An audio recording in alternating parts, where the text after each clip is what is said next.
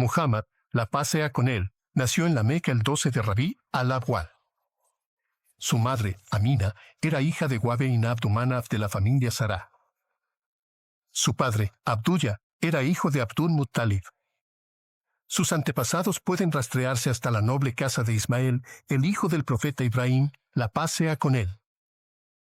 El padre del profeta murió antes de que él naciera, y su madre lo cuidó hasta que cumplió 6 años.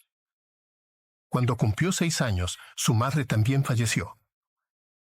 Su abuelo, Abdul Muttalib, cuidó con ternura al niño huérfano, pero también terminó falleciendo en los siguientes 2 años. Y antes de morir, puso al tío de Muhammad, Abu Talib, a cargo de él. El profeta Muhammad, la paz sea con él, creció siendo un niño obediente. Cuando tenía 12 años, acompañó a su tío Abu Talib en su viaje a Busra. Viajaron durante muchos meses por el desierto. Fue en Busra donde el monje cristiano, Baira, conoció a Muhammad. Entonces le dijo a Abu Talib, regresa con este niño y protégelo del odio de los judíos. Un gran destino le espera a tu sobrino. Abu Talib no entendió del todo lo que el monje había querido decir. Su sobrino era solo un niño normal. Le agradeció a Baira y regresó a la Meca. Después de este viaje, no ocurrió nada especial en la vida de este joven profeta durante mucho tiempo. Pero todas las autoridades coinciden en que tenía una gran sabiduría, modales y moral, algo que era raro entre la gente de la Meca. Era apreciado por todos por su buen carácter y sabiduría, tanto que recibió el título de Al-Amin, que significa el confiable. Como cualquier otro niño, tenía que hacer los quehaceres en su familia. Su tío había perdido la mayor parte de su riqueza y el profeta lo ayudaba cuidando sus rebaños. El profeta Muhammad, la paz sea con él, llevaba en su mayoría una vida solitaria. Se entristecía al ver los repentinos estallidos de peleas sangrientas entre la gente de la Meca. A la gente no le importaba la ley. El corazón del profeta se entristecía al ver la miseria de otras personas, y escenas así eran algo cotidiano en la Meca en esa época.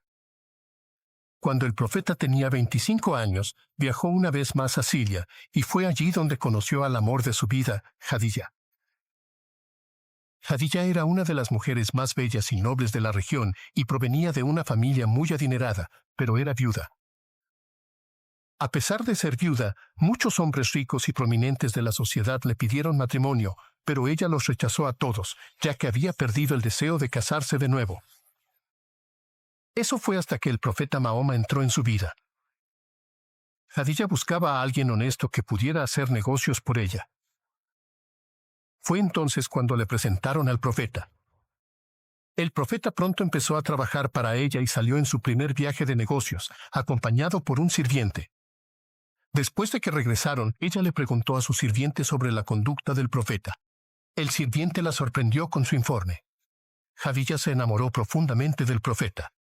Aunque él era 15 años menor, ella decidió casarse con ese hombre. Al día siguiente, envió a su hermana con este joven. ¿Por qué no te has casado todavía?, le preguntó ella. Por falta de recursos, respondió él. ¿Y si te ofreciera una esposa de nobleza y belleza? ¿Te interesaría?, preguntó ella. ¿Quién es?, respondió él.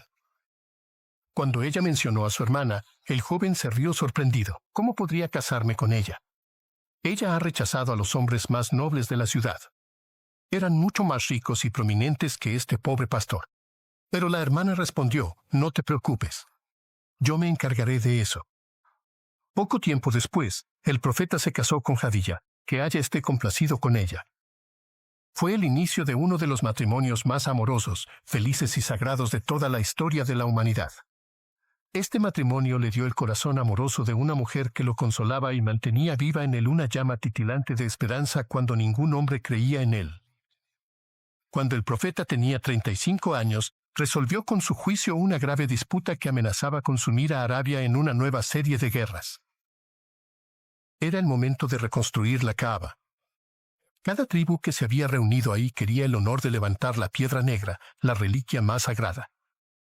Entonces, un anciano intervino y les dijo a las personas, escucharán al primer hombre que entre por esa puerta. La gente estuvo de acuerdo y esperó pacientemente, mirando hacia la puerta. El primer hombre en entrar por la puerta fue nada menos que el profeta Muhammad, la paz sea con él, el Al-Amin. Las diferentes tribus buscaron su consejo, y después de que terminaron, el profeta ordenó: coloquen la piedra sobre un paño. Cada tribu tendrá el honor de levantar la piedra sosteniendo una parte del paño. La gente aceptó felizmente esta idea. Así se colocó la piedra, y la reconstrucción de la casa se completó sin más interrupciones. El profeta también siempre ayudaba a los pobres y necesitados. Se dice que cuando su tío, Abu Talib, pasó por malos momentos, el profeta saldó todas sus deudas usando su propio dinero. El profeta también se encargó de la educación del hijo de su tío, Ali. Un año después, adoptó a Aki, otro de los hijos de su tío. El profeta, desde sus humildes comienzos, ahora se había vuelto rico y bastante respetado. Jadilla, que Alá esté complacido con ella, dio a luz a 3 hijos y 4 hijas, pero ninguno de los varones sobrevivió. Todos murieron en la infancia. Fue durante este tiempo que un grupo capturó a Said, un niño pequeño, de los brazos de su madre. Estas personas luego vendieron al niño como esclavo en el mercado de Ucas.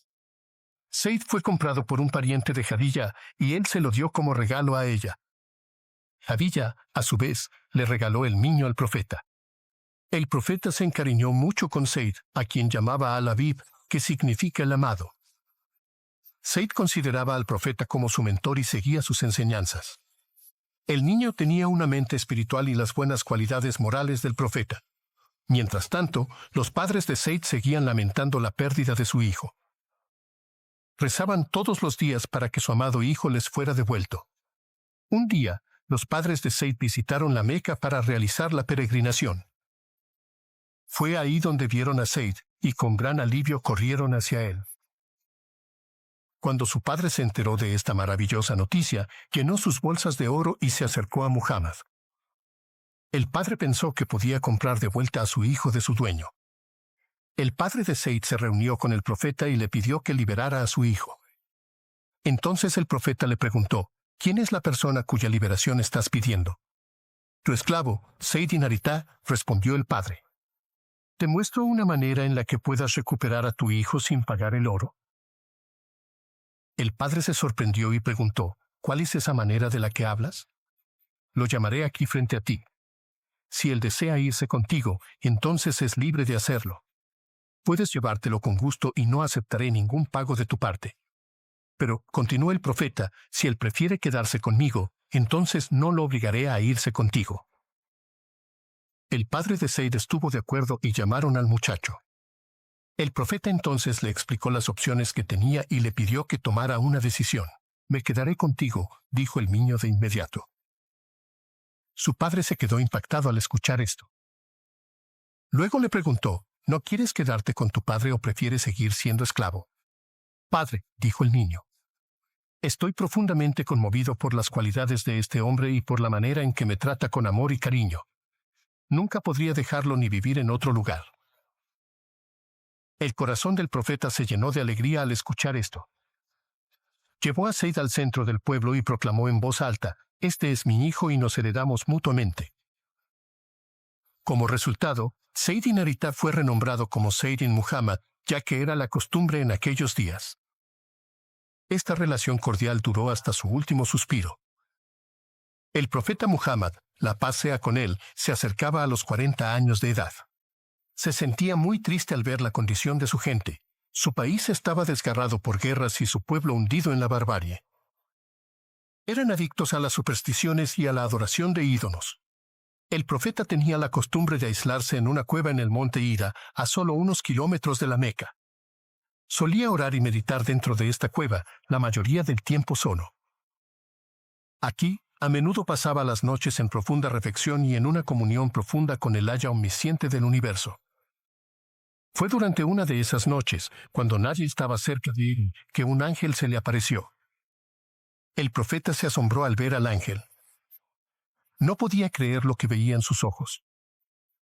Entonces el ángel le pidió al profeta que leyera, pero como iba a leer el profeta si nunca había ido a la escuela. No sé leer, le dijo al ángel. Entonces, de repente, el ángel lo tomó y lo apretó fuertemente. El ángel volvió a decir: Lee. No sé leer, respondió el profeta una vez más, llorando. Entonces el ángel apretó al profeta tan fuerte que pensó que se desmayaría. Y dijo, lee, en el nombre de tu Señor y sustentador, que creó al hombre de un coágulo de sangre. Lee, y tu Señor es el más generoso, que enseñó por medio de la pluma, enseñó al hombre lo que no sabía. El profeta repitió las palabras con el corazón tembloroso. Confundido por lo que había vivido, el profeta se dirigió a su casa. En cuanto entró a su casa, le dijo a su esposa, cúbreme, cúbreme. Estaba temblando mientras decía esto, y ella lo envolvió en una toalla hasta que se le pasó el miedo.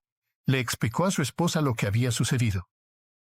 Cuando terminó, le preguntó si pensaba que se había vuelto loco. Dios no lo quiera, respondió ella. Seguramente Él no permitirá que algo así te suceda, porque tú dices la verdad. Eres fiel a tu palabra. Ayudas a los demás. Entonces ella fue a ver a su primo, Baraca y Naufal, quien era anciano y ciego, pero conocía muy bien las Escrituras. Él las había traducido al árabe. Cuando ella le contó lo que le había pasado a su esposo, él exclamó, Santo, Santo. Este es el Espíritu Santo que vino a Moisés. Él será el profeta para su pueblo. Dile esto y pídele que sea valiente de corazón. El profeta continuó recibiendo revelaciones durante el resto de su vida. Sus compañeros las memorizaban y las escribían en pieles de oveja. El profeta sabía que la gente tenía que escuchar el mensaje de Dios, así que comenzó a predicarle al pueblo lo que Dios le había dicho. Durante los primeros años de su misión, el profeta predicó a su familia y amigos cercanos. La primera mujer en convertirse fue su esposa Jadilla, que Aya esté complacido con ella, y el primer niño fue Ali, seguido por Zayd. Y su viejo amigo, Abu Bakr, fue el primer hombre adulto libre en convertirse al Islam. Que Aya esté complacido con todos ellos. Más tarde, el profeta recibió la orden de predicar abiertamente al pueblo. Durante 3 largos años, el profeta trabajó en silencio para transmitir el mensaje de Dios. La adoración de ídolos estaba profundamente arraigada entre la gente, y el profeta trató de convencerlos tanto como pudo. Después de 3 años de lucha, solo pudo conseguir 30 seguidores. Incluso sus propios compañeros empezaron a cuestionar su cordura. Para ese momento, sus enemigos ya habían comenzado a tramar en su contra. El profeta predicaba que todos eran iguales ante Dios, y esto desafiaba la autoridad de los sacerdotes locales. Un día, se reunieron y decidieron suprimir el movimiento del profeta. Decidieron que cada familia debía asumir la tarea de erradicar a los seguidores del Islam. Cada hogar comenzó a torturar a sus propios miembros, parientes y esclavos que seguían al profeta. La gente era golpeada, azotada y luego arrojada a la cárcel. La colina derramada y el lugar llamado Badr se habían convertido ahora en escenarios de crueles torturas. Solo el profeta quedó fuera de esto porque tenía la protección de Abu Talib y Abu Bakr. Entonces los sacerdotes intentaron persuadir al profeta para que dejara de predicar la nueva religión, ya que estaba creciendo entre su gente. Para esto, enviaron a Utba ibn Rabía a reunirse con el profeta. Él le dijo al profeta, «Oh hijo de mi hermano, eres distinguido por tus cualidades, pero has rechazado a nuestros dioses. Estoy aquí para hacerte una propuesta». «Te escucho, oh hijo de Baled», respondió el profeta. «Si estás dispuesto a adquirir riquezas, honores, dignidad, entonces estamos dispuestos a ofrecerte una fortuna mayor que la que cualquiera de nosotros posee. Te haremos nuestro jefe y consultaremos todo contigo. Si deseas el dominio, entonces te haremos nuestro rey», dijo Utba. Cuando Utba terminó, el profeta dijo, «Ahora escúchame tú a mí, oh padre de Baled». «Te escucho», respondió Utba. El profeta recitó los primeros 13 versos de la Sura Fusila.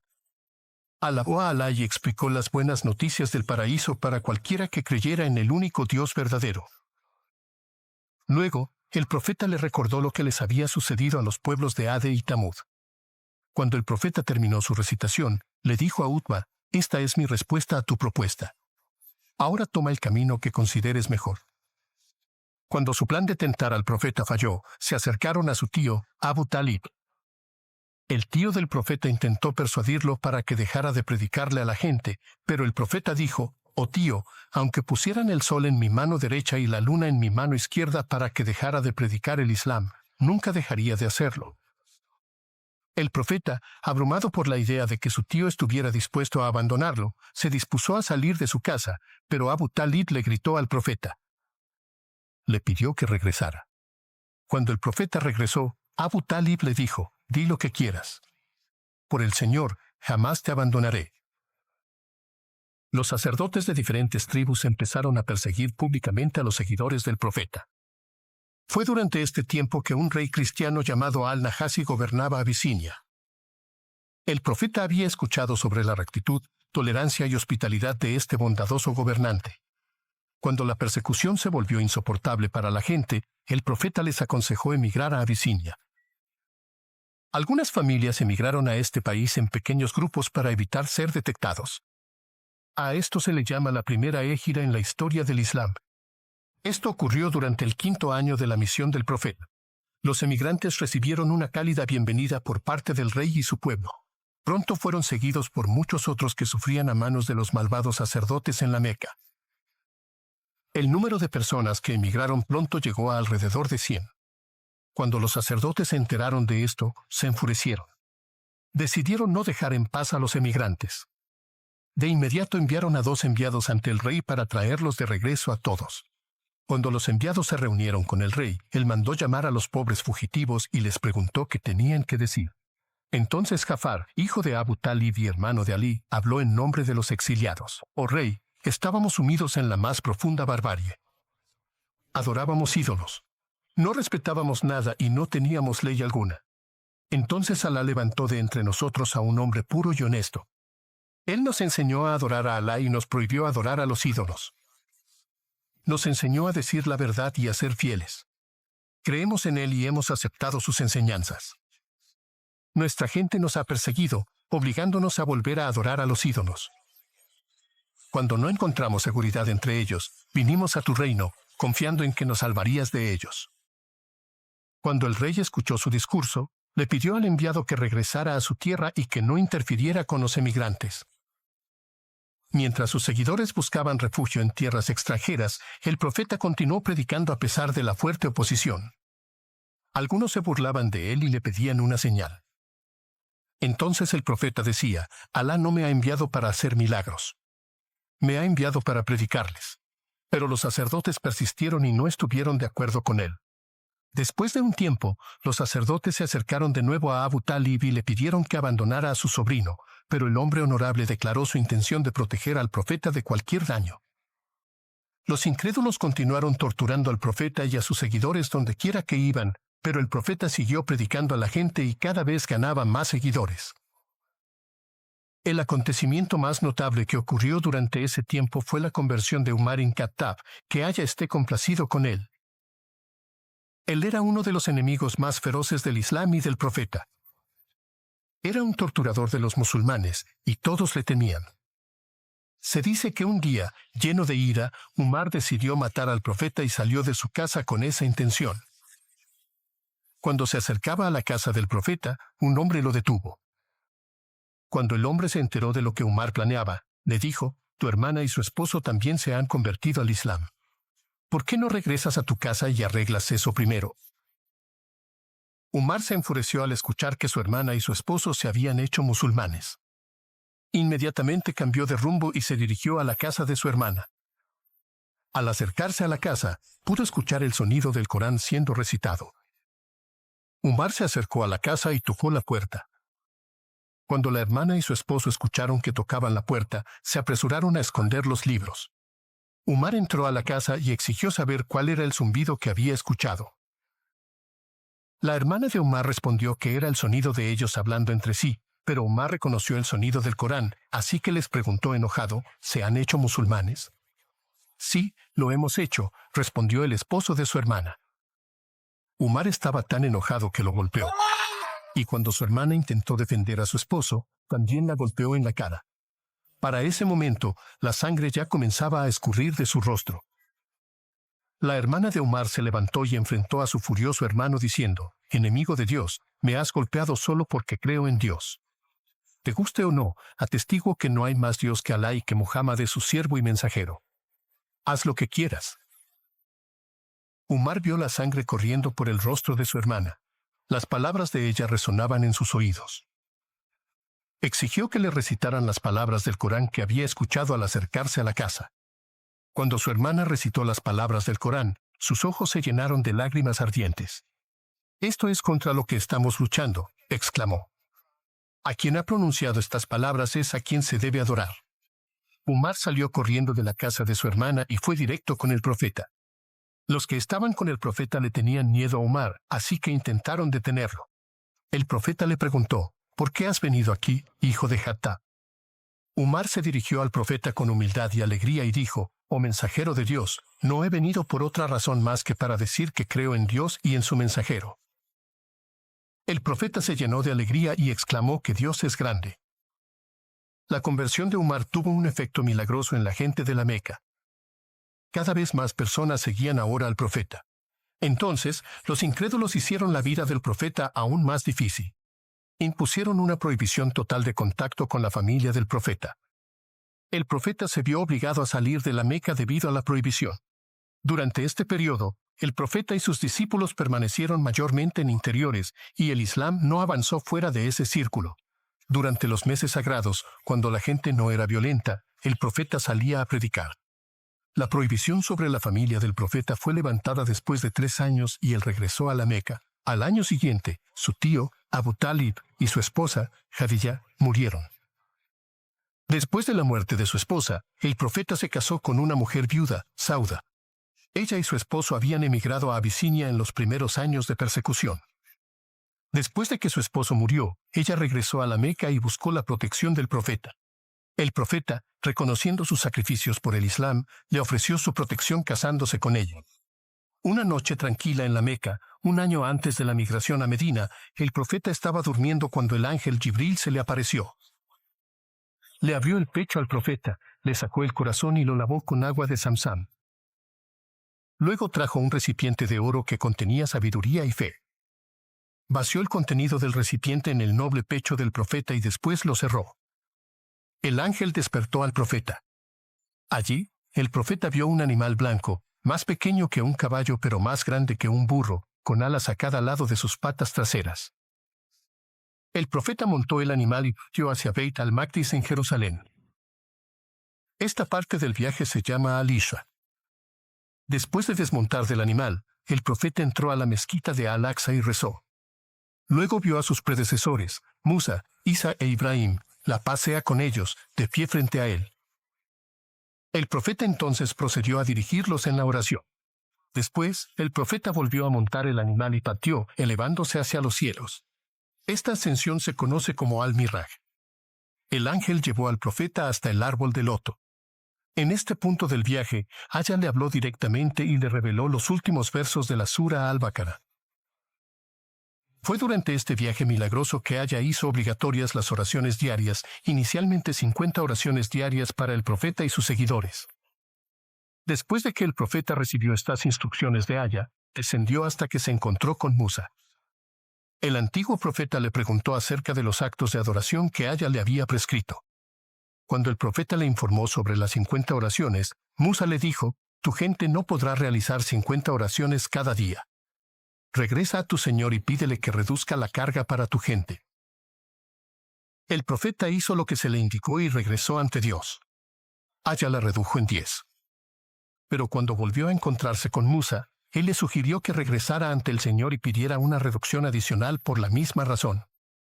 El profeta continuó yendo de un lado a otro entre su Señor y Musa hasta que Allah dijo, «Habrá 5 oraciones cada día, y cada una será recompensada como si fueran 10, haciendo que sea equivalente a 50 oraciones diarias». El profeta entonces se encontró una vez más con Musa y le informó sobre las 5 oraciones diarias. Musa repitió que debía regresar de nuevo. Sin embargo, el profeta dijo, «Le he pedido a mi Señor hasta que me da pena presentarme ante él. Acepto esto y me someto a él». En este viaje, el profeta fue llevado al paraíso, donde vio moradas hechas de perlas y sus suelos hechos de almizque. También fue llevado al infierno, donde Allah le mostró escenas del futuro. Vio a personas recibiendo castigos terribles por diferentes pecados. Luego, el profeta regresó a casa. El Islam comenzó a expandirse rápidamente en la región después de esto. Los incrédulos estaban muy enojados por esto. Un día, los líderes decidieron matar al profeta. Idearon un plan en el que un hombre fue elegido de cada una de sus tribus y todos planearon atacar al profeta al mismo tiempo. Un ángel le informó al profeta sobre sus planes y le pidió que saliera de la Meca de inmediato. El profeta salió con Abu Bakr la misma noche en que iba a ser asesinado. Fueron al sur de la Meca, a una cueva en la montaña de Tob. Después de quedarse ahí durante 3 noches, viajaron al norte hacia Medina. Cuando los incrédulos se enteraron de su escape, ofrecieron una recompensa de 100 camellos a quien capturara al profeta. Pero a pesar de sus mejores grupos de búsqueda, el profeta llegó sano y salvo a Medina. Este evento es conocido como la Égira y el calendario islámico comienza con este acontecimiento. La gente de Medina le dio una cálida bienvenida al profeta. Uno por uno, los habitantes de la Meca se fueron a Medina, dejando atrás sus propiedades y hogares. Cuando el profeta y su gente se establecieron en Medina, la ciudad estaba gobernada por muchas tribus diferentes. Estas tribus estaban constantemente peleando entre sí. Solo cuando llegó el profeta, lograron tener paz entre ellos. Los miembros de las tribus olvidaron sus viejas disputas y se unieron bajo el lazo del Islam. El primer paso que dio el profeta después de establecerse en Medina fue construir una mezquita para la adoración de Alá. Luego, el profeta elaboró una carta para que todas las personas diferentes pudieran vivir juntas de manera ordenada, definiendo claramente sus derechos y obligaciones. Esta carta representó la base del primer Estado común organizado por el profeta. Después de su emigración a Medina, los enemigos del Islam aumentaron sus ataques desde todos los frentes. Las batallas de Badr y Uhud ocurrieron durante este tiempo y se libraron cerca de Medina. Después de las batallas, la fama del profeta ya se había extendido por todas partes. Muchas delegaciones de todas partes de Arabia vinieron a visitar al profeta. Cuando conocieron las enseñanzas del profeta, quedaron impresionados y se convirtieron en sus seguidores. El profeta también envió a muchos de sus compañeros que sabían el Corán de memoria a nuevas tierras. Fueron enviados para predicar el Islam a la gente que vivía allí. También escribió cartas a varios reyes y gobernantes, invitándolos al Islam. Megus, el rey de Abisinia, fue uno de los primeros gobernantes que aceptó el Islam. A esto le siguieron muchos otros reyes y gobernantes. Aproximadamente 2 años después, a finales del año 629 después de Cristo, los incrédulos violaron los términos y atacaron a los seguidores del profeta. Los hombres que lograron escapar se refugiaron en la Meca y buscaron la ayuda del profeta para salvar sus vidas. El profeta recibió su mensaje y confirmó todos los informes sobre el ataque. Entonces el profeta marchó hacia la Meca con 3.000 hombres. Para cuando llegó a las afueras de la Meca, sus seguidores de las tierras vecinas se le habían unido y ahora eran más de 10.000 personas. Antes de entrar a la ciudad, envió un mensaje a los ciudadanos de la Meca diciendo que cualquiera que permaneciera en su casa, en la casa de Abu Sufyan o en la Kaaba estaría a salvo. El ejército entró a la Meca sin luchar y el profeta fue directamente a la Kaaba. Él glorificó a Alá por la entrada triunfal en la ciudad sagrada. Luego señaló cada ídolo con un bastón que tenía en la mano y dijo, «La verdad ha llegado y la falsedad ni comenzará ni volverá a aparecer». Y uno por uno, los ídolos cayeron. La Kaaba fue entonces purificada al retirar los 360 ídolos y se restauró a su estado original. En menos de un año, en el 630 después de Cristo, casi toda Arabia había aceptado el Islam. El profeta realizó su última peregrinación en el año 632 después de Cristo, acompañado de muchos hombres y mujeres que también realizaron la peregrinación ese año con él. 2 meses después, el profeta cayó enfermo y, tras varios días, murió el lunes 12 de Rabí al-Awwal en Medina. Después de que fue enterrado, los musulmanes necesitaban un líder para continuar, por lo que nombraron a su amigo, Abu Bakr, comprometiendo su lealtad hacia él como el califa rectamente guiado y sucesor para seguir liderando el Islam. El profeta Muhammad, la paz sea con él, fue el último y definitivo mensajero de Alá, ya que completó con éxito el mensaje del Islam. Vivió una vida sencilla y modesta. Él y su familia pasaban días sin comer alimentos cocinados, dependiendo únicamente de dátiles, pan seco y agua. Durante el día, era el hombre más ocupado, ya que cumplía con sus deberes en muchos roles a la vez, como jefe de Estado, juez supremo, comandante en jefe, árbitro y muchos otros. también era el hombre más devoto durante la noche. Solía pasar de 1/3 a 2/3 de cada noche en oración y meditación. El hombre perfecto que ha caminado por esta tierra, y todos deberíamos aspirar a seguir la sunna, integrando sus actos y carácter en nuestra vida diaria. La paz y las bendiciones sean sobre nuestro amado profeta Muhammad.